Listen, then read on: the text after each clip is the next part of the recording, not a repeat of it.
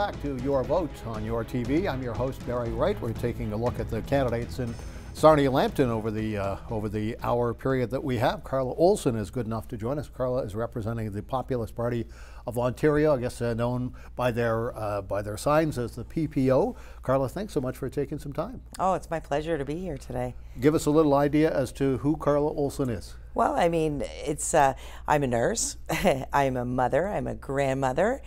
I am not a politician. That's the interesting thing about me. This is my, I think the paper wrote it as this is my first run in politics.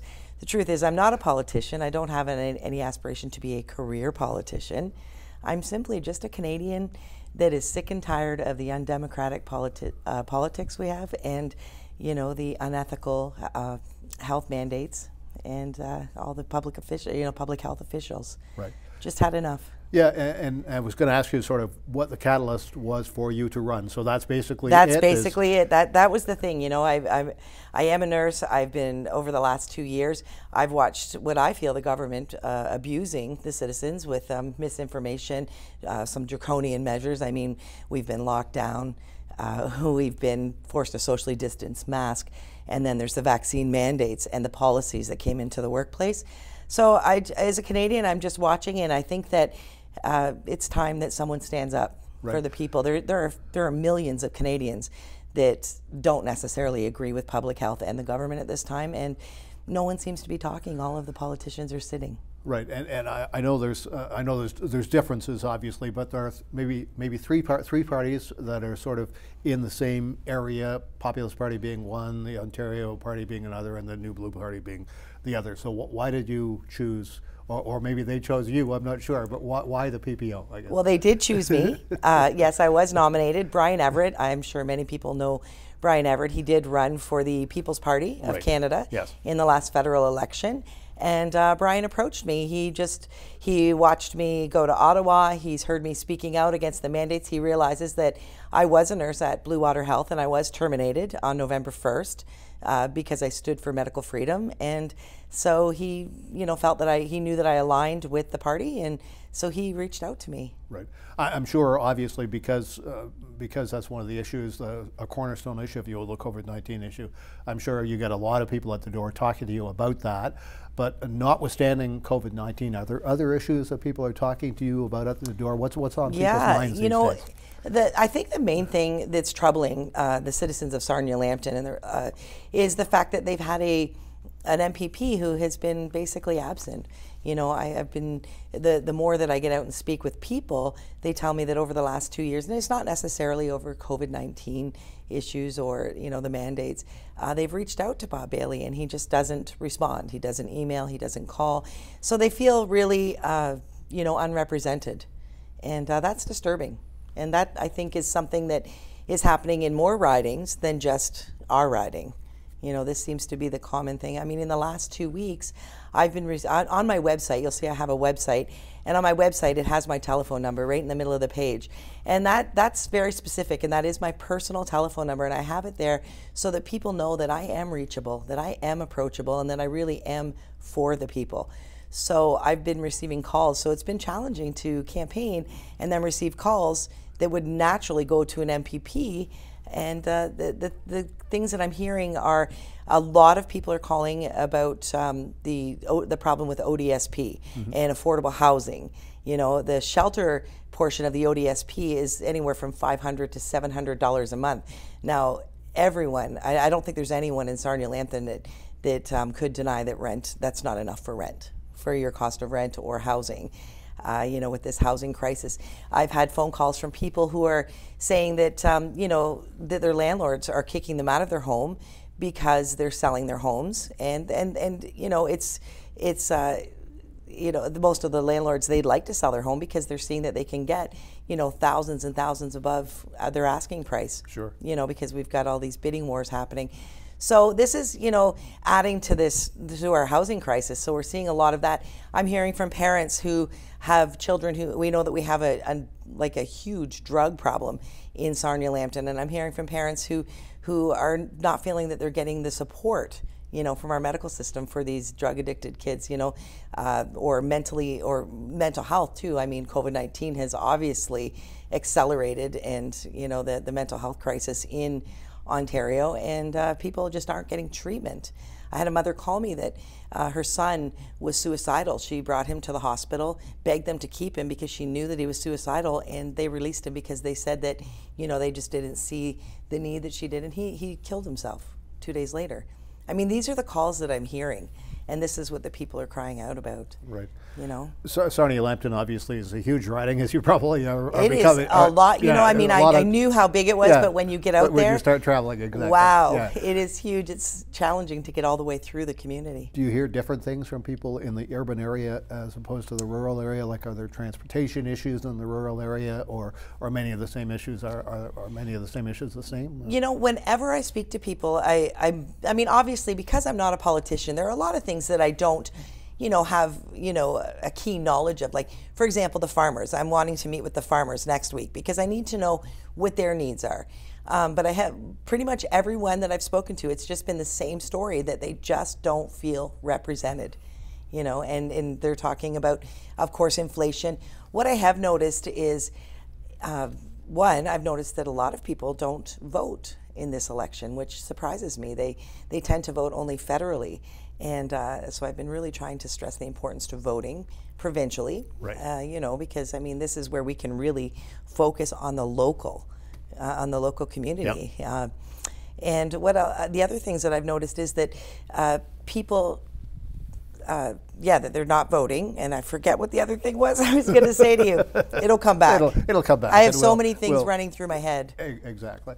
Just to sort of touch on that a little bit, for people who are interested in voting, the advanced voting polls are now open. They're open until the 28th of May.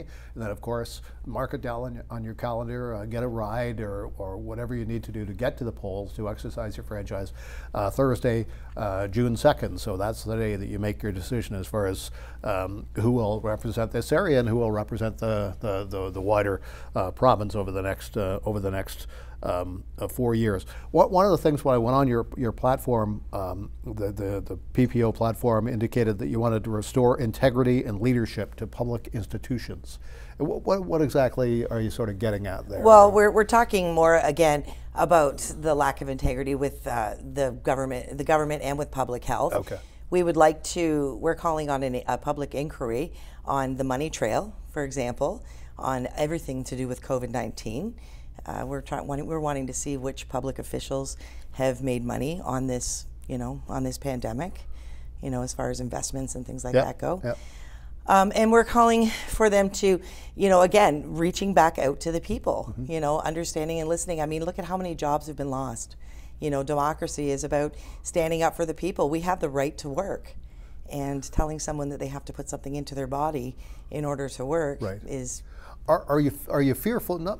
Maybe fearful isn't the right word, but are you fearful that the PPO and perhaps some of the other parties are sort of being looked at as sort of singular issue parties? You know, we only want to talk about COVID-19 and not other things, or is that something you've tried to sort of talk to people about some other issues at the door? Right, and that's exactly why I've been reaching out to the people, because truly, to fully represent Sarnia-Lambton, I need to know what the needs of the actual people are. So sadly, many people have reached out to me, you know, with questions about COVID-19. Are you going to stand against mandates and things like that? And of course we are, if they come back in September. But we do need to move a little, you know, we do need to move away from that. We have issues like education. There's some great things that we would like to do. We see the need. We're looking at the housing, for example. We do have this housing shortage. One of the problems is that we don't have enough tradesmen. So something that we'd like to implement into the education system is, you know how Alexander Mackenzie has trade-focused courses. We'd like to do that throughout Ontario in all high schools, so that, you know, students can decide to go into the trades, and then they will graduate and able to go straight to work. So we have a real issue with that. That's something that we are very strong about with the education system. And so we're not just COVID-19, you know. There's lots of other things. Like we want to, we obviously are trying to focus on more affordable housing. So we're trying to come up with solutions for affordable housing. There are some things that we're kind of throwing around with that. We'd like to, give tax rebates to people who might want to put like a granny suite in their backyard, you know. One of the problems is that people just simply can't find housing, and then we have zoning bylaws where you can't put other structures. But wouldn't it be great if you're thinking of the tiny home idea? Someone could put a tiny home and they could either rent it out at a lower rate than what we're seeing, you know, in the properties throughout the community, or they could maybe have their loved one live at home instead of putting them into long-term care. So it's kind of a twofold thing. We're looking for creative ways to solve problems. Like the legacy parties, their answer is always to put money out, you know, billions of dollars out to solve this problem. Like, for example, I think it's the NDP, they want to raise the minimum wage to $20 an hour. Well, you know, while it's great for someone who's on minimum wage to get $20 an hour, we need to remember that most of the workers who work in minimum wage are working in small businesses, and that's going to like completely eradicate the small businesses, right? So somebody's got to pay that $20 That's right. right? Someone's got to pay it. And again, with all of these billions of dollars that they're promising to put out into the province, where's that money coming from? It's coming from us, from you, from me, from the taxpayer. Right. So we have to get creative, especially in a time where, I mean, with inflation the way that it is, everyone has to budget, including the government. Yeah. Well, one of the other things, and we won't get to everything, so I want to invite people to go to the Populist Party of Ontario website, and the entire platform is there. So, so if we don't get to something that maybe you're interested in, certainly go to that website and take a look for yourself. But one of the interesting things I found interesting anyway was kind of the party's holistic approach to health care. You talk about nutrition, you talk about healthy weight, and you talk about you know, proper living and that sort of thing. Maybe you could talk a little bit about that. Well, yeah, as a nurse, what I've been seeing in the hospital is sick. I feel like we really truly do have an issue where it's sick care. What we're seeing are patients coming in with multiple comorbidities. We're using pharmaceutical companies, we're using medications, putting a Band-Aid on it, sending them out, and oftentimes they're coming back sicker. We talk about them being, you know, like they're recurring patients, like they're frequent flyers is the term that we use at the hospital, which is, you know, not always the greatest term. But the reality is they are coming back, and when they do come back, they're sicker.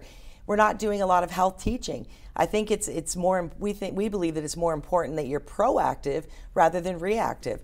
When we look at COVID-19, one of the things that I think should have been happening is rather than locking people into their homes, we should have been telling them to get outside, get some vitamin D, continue to exercise, you know, focus on healthy nutrition, keep your immune system up. There are so many things that we can avoid.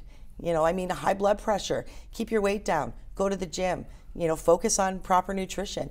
So yeah, the whole holistic piece of it is so very important. And I think that we could save, you know, hospital beds, we could save dollars just on that alone, teaching, you know, helping people and guiding them and teaching them to live better. Right. We only have about a minute left, but I did want to ask you a little bit about one of the platforms was to increase the length of the writ to 60 days from its current 28 days or whatever it was this time around. Is that what's the reasoning behind that? You know, the reasoning behind that is just simply so that you can cover your area and get to know the people, because we really are for the people. We're relational, and in 28 days there is I just simply can't speak to enough people to get my message out that I am here and that I will listen and that I will act and represent. Right. Not enough hours in the day. There just aren't enough hours in the day. Carla, thanks so much for taking a little bit of your time and giving it to us. We appreciate that. And we want to invite people, if you want to know more about the Populist Party of Canada, PPO, if you will, go to their website, and the platform is there. And I also have a website too that they might want to go, because the best thing about the Populist Party is we are a no-whip party. So for those who don't understand what the whip means, it means, you know, most legacy parties have a whip who says, you know, we all vote this way. We have to party vote. Well, we're allowed to vote in conscience, and it's because the PPO realizes that every single riding has unique situations that need to be addressed. So I have a website that shows some of the things that I stand for. All of it aligns with the PPO, but you may find some areas are a little bit more in depth. So it's Carla4mpp.ca. On my signs, it's easy to find. Carla4 mpp.ca. Okay, very good. Carla Olson, thanks so much for taking it's been my pleasure. Taking time and getting to know you a little bit.